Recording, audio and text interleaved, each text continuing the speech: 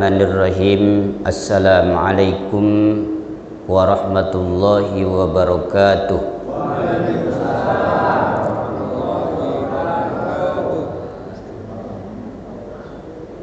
Alhamdulillah, alhamdulillahi rabbil alamin, wal aqibatu lil muttaqin, wala udwana illa 'alal zalimin. Wassalatu wassalamu ala khairi khalqihi Muhammadin wa ala alihi wa sahbihi ajma'in. Wala hawla wala quwwata illa billahil aliyyil azim. Qala rabbi shrah li sadri wa yassir li amri wahlul 'uqdatam min lisani yafqahu qawli. Amma ba'du, faqad qala Allahu ta'ala fi kitabihil karim wa huwa asdaqul qailin. A'udzu billahi minasyaitonir rajim. Bismillahirrahmanirrahim. Kaifa takfuruna billahi wa kuntum amwata fa ahyakum summa yumitukum summa yuhyikum summa ilaihi turja'un.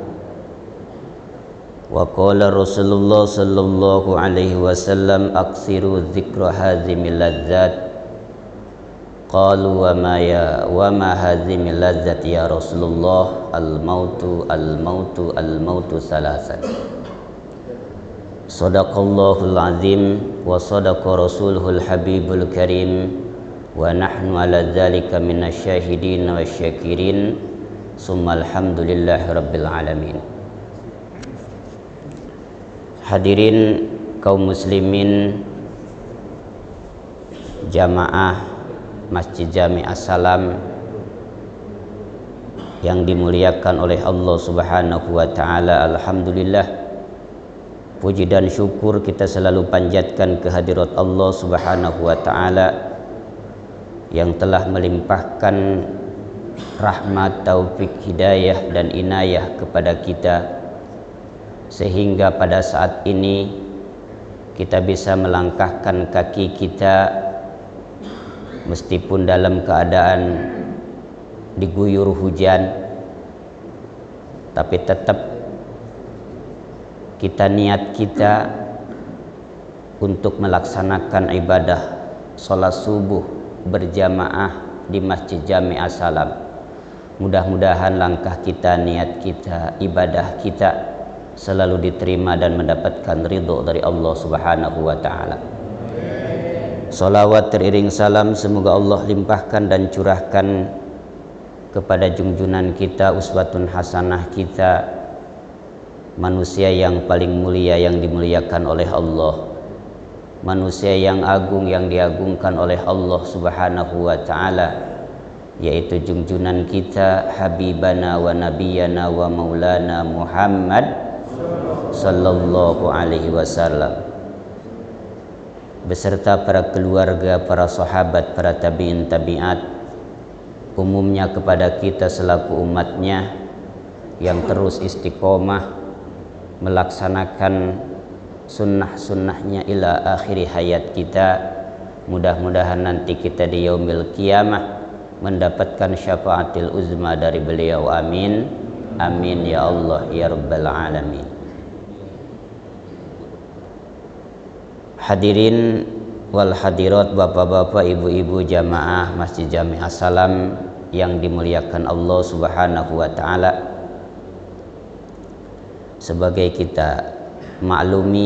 Sebagaimana kita maklumi bahwa kehidupan di dunia ini tidak abadi, tidak kekal.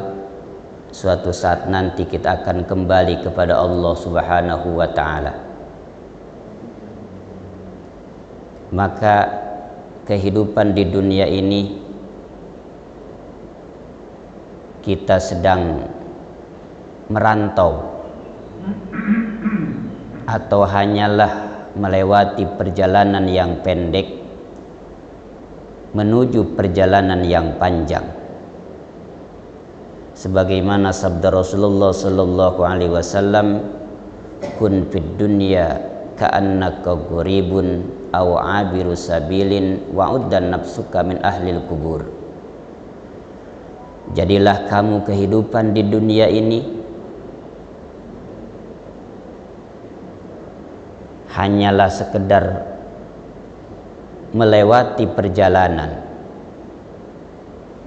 aw abiru sabilin, kun fid dunya ka'annaka gharibun, sedang mengembara, merantau.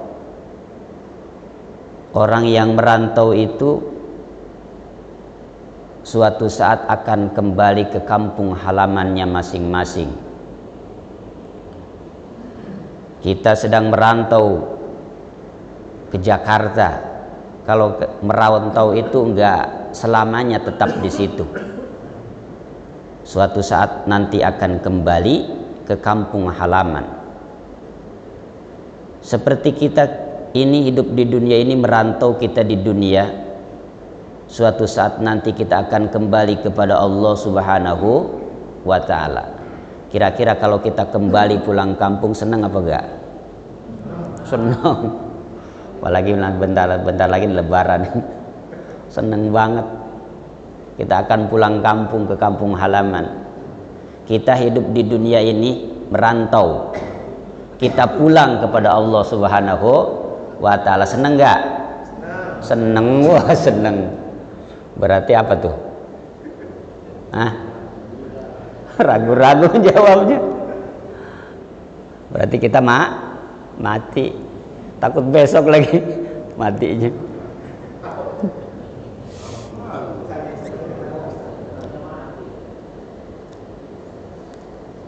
Kemudian awabiru sabilin, dan hanyalah melewati perjalanan, wa'udan nafsuka min ahlil kubur, dan anggota ini atau kita ini akan kembali menjadi penghuni kuburan. Hadirin kaum muslimin jamaah salat subuh Masjid Jami As-Salam yang dimuliakan Allah Subhanahu wa ta'ala. Kalau kita merantau, pasti kita akan pulang kampung, dan pulang kampung itu harus membawa bekal. Kalau kita pulang kampung enggak bawa bekal, itu belum nyampe ke tujuan, udah sengsara duluan, enggak nyampe ke tujuan. Kita kehidupan di dunia ini sedang merantau, akan kembali kepada Allah Subhanahu wa ta'ala. Maka bekal yang kita siapkan adalah beribadah kepada Allah Subhanahu wa ta'ala, takwa kita kepada Allah Subhanahu wa ta'ala, sebagaimana Allah Subhanahu wa ta'ala berfirman, wa tazawwadu fa inna khairaz zadi taqwa wattaquni ya ulil albab. Maka bekal sebaik-baiknya adalah takwa kepada Allah Subhanahu wa ta'ala. Maka berbekallah, maka sebaik-baiknya bekal adalah takwa kepada Allah Subhanahu wa ta'ala. Jadi tidak ada bekal yang kita akan bawa kehidupan di dunia ini sampai kita nanti masuk ke dalam akhirat, terkecuali ketakwaan kita, ketaatan kita kepada Allah Subhanahu wa ta'ala. Maka orang yang belum mempersiapkan bekalnya kehidupan di dunia ini, kemudian belum sholat, belum puasa, kemudian dia meninggal dunia, itu berani amat gitu. Si amat juga enggak berani. Nah inilah, maka Allah Subhanahu wa ta'ala berfirman di dalam surat Al-Baqarah ayat 28 kalau enggak salah. A'udzubillahi minasyaitonirrajim. Bismillahirrahmanirrahim. Kaifa takfuruna billahi wa kuntum amwata fa ahyakum summa yumitukum summa yuhyikum summa ilaihi turja'un. Kaifa takfuruna, kata Allah, kenapa kamu kufur kepada Allah, tidak iman kepada Allah? Kaifa takfuruna billah wa kuntum amwata, sedangkan kamu dahulu itu mati, sedangkan kamu dahulu itu tidak ada, diadakan oleh Allah. Kamu itu dahulu mati, dihidupkan oleh Allah Subhanahu wa ta'ala. Kemudian dihidupkan kita oleh Allah Subhanahu wa ta'ala dari mulai alam arwah, kemudian pindah ke alam rahim. Sesudahnya alam rahim, kita hidup di dunia ini, hidup kita di dunia alam yang konkret. Berapa lama kita kehidupan di dunia ini sesuai dengan jatah yang diberikan Allah Subhanahu wa ta'ala. Kalau nyontoh Nabi 63 tahun dari mulai alam arwah. Nah, umatnya juga tidak lebih dari itu. Kalau misalkan ada yang lebih, mungkin itu adalah bonus. Ada bonus ya. Ada yang 80, 90, 100 tahun. Sekarang udah jarang. Di antara 60, kata Rasul, di antara 60 sampai 70 tahun. Pendek kita kehidupan di dunia ini. Sementara kalau kita tidak dipergunakan sebenar-benarnya untuk beribadah kepada Allah Subhanahu wa ta'ala, sangat rugi sekali. Maka oleh karena itu, marilah kehidupan di dunia ini kita gunakan, mumpun kita diberikan kesempatan oleh Allah Subhanahu wa ta'ala, masih kita diberikan umur panjang, sehat walafiat, masih kita diberikan kekuatan oleh Allah Subhanahu wa ta'ala, maka pergunakanlah kesempatan ini untuk berbekal beribadah kepada Allah Subhanahu wa ta'ala. Fa'ahyakum summa yumitukum, kemudian kita akan dimatikan oleh Allah Subhanahu wa ta'ala. Mudah-mudahan kita mati nanti dalam keadaan husnul khotimah. Ini kematian luar biasa, sakit Pak. Bahkan di dalam Al-Quran itu kullu nafsin dha'iqatul maut, setiap yang hidup akan merasakan mati. Bahkan Nabi Isa alaihi salatu wasalam diberi mukjizat oleh Allah Subhanahu wa ta'ala, bisa menghidupkan orang yang sudah mati. Ini orang-orang kafir, kata orang-orang kafir mungkin matinya baru tadi, bisa hidup lagi. Akhirnya Nabi Isa alaihissalatu wassalam mencari kuburan yang paling tua, yang paling lama. Akhirnya ketemulah kuburan Kisham bin Nuh, yaitu anaknya Nabi Nuh alaihi salam, namanya Kisham. Sesudahnya itu kemudian Nabi Isa bermunajat kepada Allah, salat 2 rakaat, kemudian bermunajat kepada Allah Subhanahu wa ta'ala, disaksikan oleh orang-orang kafir. Kata Nabi Isa, kum biidnillah, wahai mayit, bangkitlah dengan izin Allah Subhanahu wa ta'ala.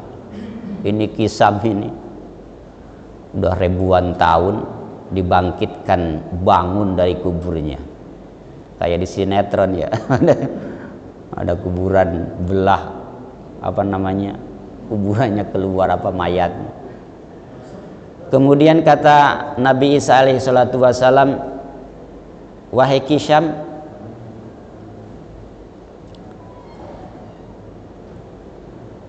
dulu di zaman dulu itu rambut itu meskipun udah tua itu hitam semua. Tapi sekarang sebaliknya, di zaman Nabi Muhammad ini, di umat Nabi Muhammad ini masih muda udah beruban. Nabi Muhammad itu di zaman dulu itu nggak ada uban itu. Jadi apa namanya, hitam semua. Kalau sekarang sebaliknya, masih muda udah beruban. Kemudian ditanya sama Nabi Isa, kenapa kamu ini beruban wahai Syam? Itu kata Syam, saya saking kagetnya dikirain sekarang ini hari kiamat. Saking kagetnya tuh Syam dibangkitkan di alam kubur sampai rambutnya itu tumbuh uban semua, putih semua. Kemudian ditanya lagi sama Nabi Isa alaihissalatu wassalam, wahai Syam, apa yang kamu rasakan sampai saat ini? Kata Syam bin Nuh alaihissalam, yang saya rasakan yaitu sampai terasa saat ini, yaitu ketika saya dicabut ruh oleh malaikat Israil. Luar biasa tuh sakit. Jadi sakitnya udah ribuan tahun, udah mati, dihidupkan kembali, itu masih terasa sakitnya. Gak percaya Pak? Percaya gak? Nyobain. Nyobain. Kalau nyoba kan gak usah bayar. Sakit sebutnya.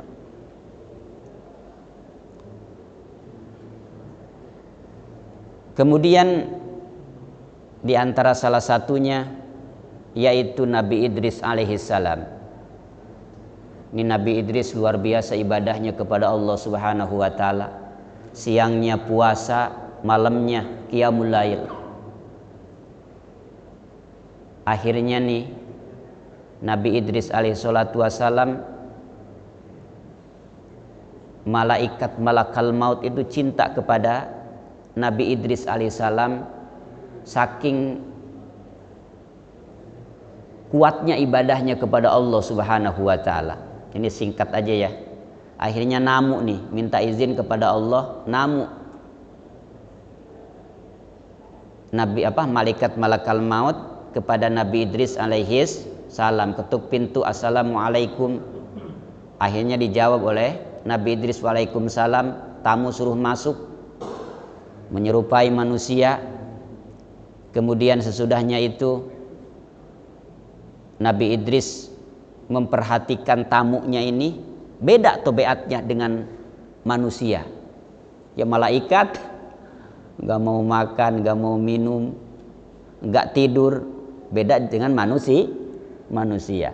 Akhirnya ditanya sama Nabi Idris alaihissalam, ini saya perhatikan nih dari kemarin ini kamu beda dengan manusia yang lain. Siapa sebenarnya kamu? Saya adalah malakal maut. Kira-kira kaget gak? Kalau ada yang namu kepada kita, siapa ini tamu ini? Malaikat Israil. Ya Allah, kaget ini. Kemudian kata Nabi Idris, apakah kamu ini ada hajat? Enggak, saya cuma namu. Tapi saya ada yang hajat ini. Hajat, saya punya hajat kepada kamu. Apa? Yang pertama, saya minta mati. Minta mati itu Nabi Idris alaihissalam. Kata malaikat Israil, saya mencabut roh manusia itu bukan kehendak saya, bukan kemauan saya, tapi ini ada perintah dari Allah Subhanahu wa taala. Kalau nggak ada perintah, saya nggak bisa nyabut roh seseorang. Akhirnya kata Nabi Idris, minta izin aja sama Allah supaya saya dicabut roh. Akhirnya malakal maut minta izin kepada Allah, diizinin oleh Allah Subhanahu wa taala. Dicabut rohnya. Ini malaikatnya kelihatan ya, mencabut roh Nabi Idris alaihissalam. Dari mana? Dari bawah. Dari telapak kaki. Maka orang yang mau meninggal itu dipegang kakinya itu udah dingin gitu kan. Terus diperat, diurut oleh malaikat Israil sampai dengkulnya, sampai perutnya, sampai tenggorokannya, disebut dengan apa namanya, sampai ini sakaratil maut ya. Nah disitulah menjerit Nabi Idris, pelan-pelan wahai malakal maut, saya sakit katanya, cabutnya. Itu ibadahnya luar biasa. Malamnya qiyamul lail, siangnya puasa. Kan ada puasa apa tuh? Puasa Daud ya. 1 hari puasa, 1 hari buka. Nah kemudian Ini Nabi Idris alaihissalatu wassalam keluar rohnya, dicabut oleh malaikat Izrail. Nah sesudahnya itu kemudian malaikat Izrail ini nangis sebab saudaranya, temannya Nabi Idris meninggal dunia. Akhirnya minta dikembalikan lagi supaya rohnya itu, Nabi Idris itu hidup lagi. Akhirnya dikabulkan oleh Allah, hidup lagi. Kemudian ditanya, bagaimana rasanya mati?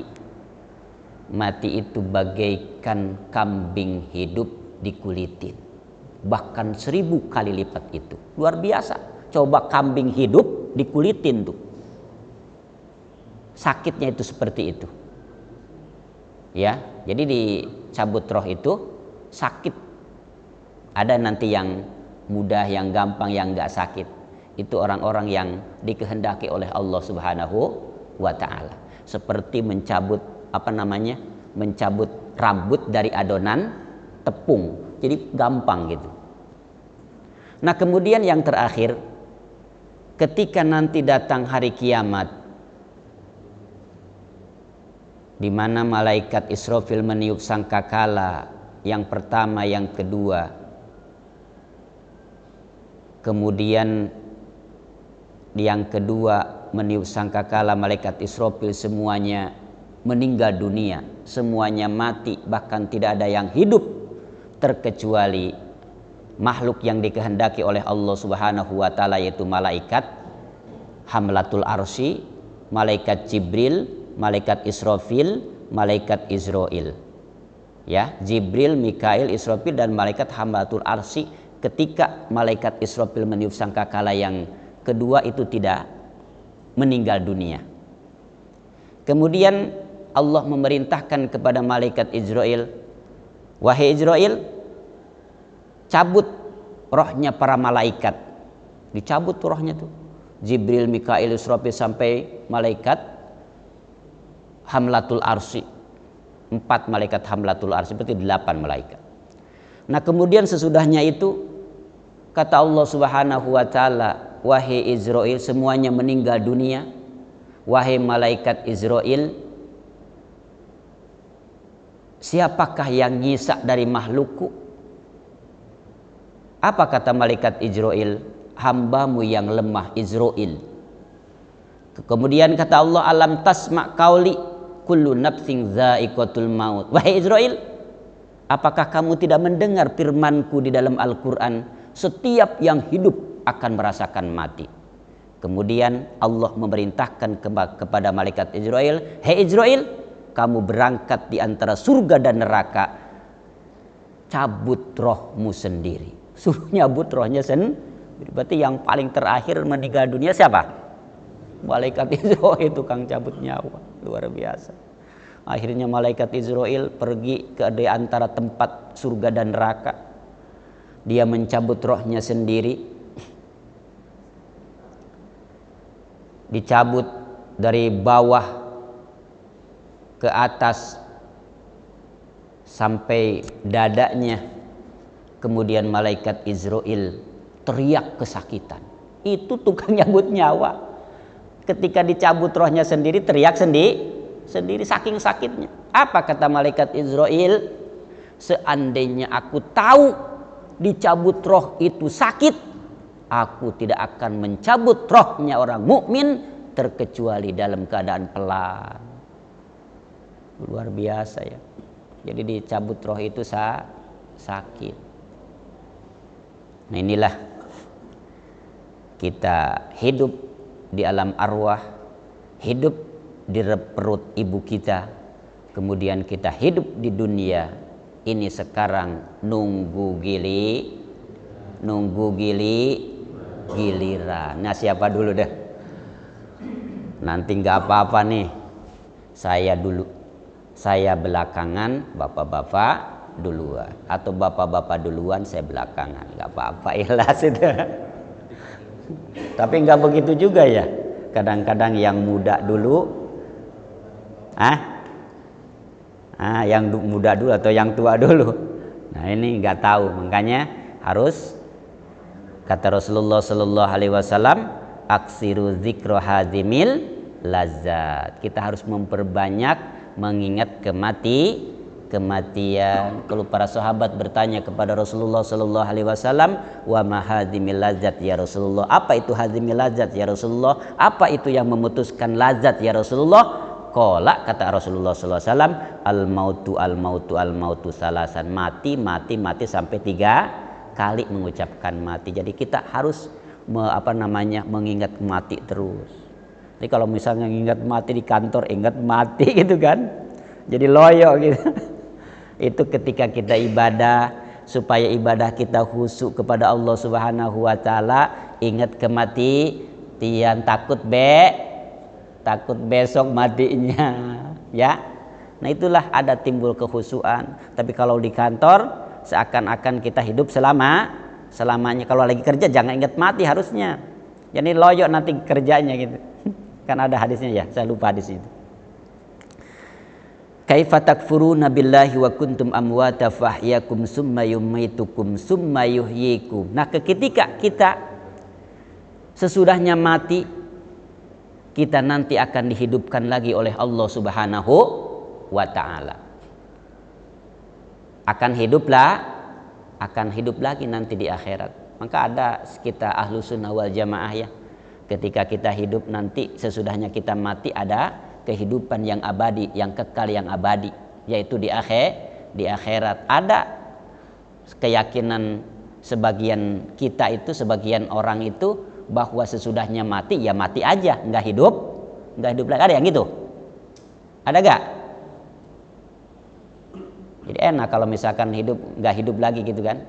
Untuk apa? Untuk mempertanggungjawabkan waktu kehidupan kita di dunia ini. In khairon fa khairun, in syarron fa syarrun. Kalau kita hidup di dunia baik, ya, melaksanakan apa yang diperintahkan oleh Allah, menjauhi apa yang dilarang oleh Allah Subhanahu wa taala, menjadi hamba-hamba yang muttaqin, hamba-hamba yang takwa kepada Allah Subhanahu wa taala. Insyaallah nanti balasan dari Allah pun baik, yaitu surganya Allah Subhanahu wa taala. Tapi ketika kita kehidupan di dunia ini melakukan kejahatan, ya, menzolimi orang lain, melakukan maksiat, dosa-dosa kepada Allah Subhanahu wa taala, kemudian sebelum meninggal dia tidak tobat kepada Allah Subhanahu wa taala, naudzubillah, matinya dalam keadaan su'ul khotimah, nanti di akhirat dia mendapatkan azab dari Allah Subhanahu wa taala, naudzubillah. Nah, masih diberikan kesempatan oleh Allah Subhanahu wa taala, marilah kita sama-sama memperbaiki ibadah kita kepada Allah Subhanahu wa taala. Sebab yang kita bawa nanti ke hadapan Allah Subhanahu wa taala adalah hanya ketakwaan kita kepada Allah Subhanahu wa taala. Wa ilaina turja'un, dan hanya kepada Allah yang kita dikembalikan, dan hanya kepada Allah yang kita akan dikembalikan nanti sesudahnya kita habis jatah kita kehidupan di dunia ini. Inilah renungan buat kita bahwa kehidupan di dunia ini tidak kekal dan abadi. Oleh karena itu, marilah kita sama-sama terus melakukan ibadah kepada Allah Subhanahu wa taala. Wa'bud rabbaka hatta ya'tiyakal yakin. Beribadahlah kepada Allah sampai datangnya yakin, yaitu sampai datangnya kematian. Jadi tidak boleh berhenti model sholat. Kalau kita tidak bisa berdiri sambil duduk, kalau tidak bisa sambil duduk sambil berbaring, kalau tidak bisa berbaring dengan ajru arkanas sholati ala qalbi, menjalankan sholat di dalam hati, dengan hati. Kalau enggak bisa sholat di dalam hati, maka harus disolatin. Innalillahi wa inna ilaihi raji'un. Luar biasa ya. Kalau yang boleh berhenti misalkan ibadahnya, Nabi kita Nabi Muhammad sallallahu alaihi wasallam udah diampuni dosanya oleh Allah Subhanahu wa taala, kemudian Nabi Muhammad dijamin masuk surga. Tapi ibadahnya Nabi Muhammad, kalau ibadah sholat malam kakinya sampai bengkak. Saya juga tahu di sini banyak yang bengkak kakinya. Kenapa tuh? Asam urat. Asam urat. Mudah-mudahan ya ada manfaat dan faedahnya. Yang saya sampaikan itu datangnya dari Allah. Kalau yang benar, kalau yang salah itu dari kebodohan dan kehilapan saya minta dibukakan pintu maaf yang seluas-luasnya. Kita tutup kafaratul majlis dengan kafaratul majlis. Subhanakallahumma wa bihamdika asyhadu an la ilaha illa anta astaghfiruka wa atubu ilaik. Wabillahi taufiq wal hidayah war ridha wal inayah. Assalamualaikum warahmatullahi wabarakatuh.